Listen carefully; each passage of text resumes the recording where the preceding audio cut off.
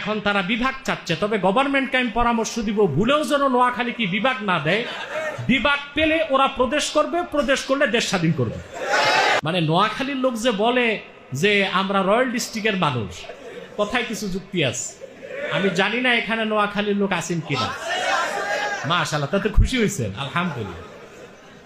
এখন শুনলাম নোয়াখালীর লোক, জি মাশাআল্লাহ। আচ্ছা আচ্ছা, নোয়াখালীর লোক কখনোই তার পরিচয় গোপন করে না। যদি জিজ্ঞেস করেন যে আপনার বাড়ি কই, কয় যে আর বাড়ি সাতখিল হাডারি বাড়ির হিসকিনে। ভাষাটাও চেঞ্জ করবে না। এটা হচ্ছে তার এলাকার প্রতি তার টান, ভালোবাসা। এখন তারা বিভাগ চাচ্ছে, তবে গভর্নমেন্টকে আমি পরামর্শ দিব ভুলেও যেন নোয়াখালী কি বিভাগ না দেয়। বিভাগ পেলে ওরা প্রদেশ করবে, প্রদেশ করলে দেশ স্বাধীন করবে।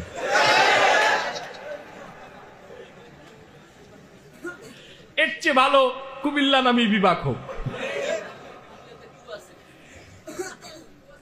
তো কথা হচ্ছে, কিন্তু নোয়াখালীর লোক কিন্তু খুব সাহসী হয় আর সচেতন হয়। এরা হঠাৎ করে আবার বিভাগ পেয়ে প্রদেশ করবে, প্রদেশের পর হঠাৎ করে পতাকা একটা টাঙ্গায় দিতে পারে সুপারি গাছের মাথায়।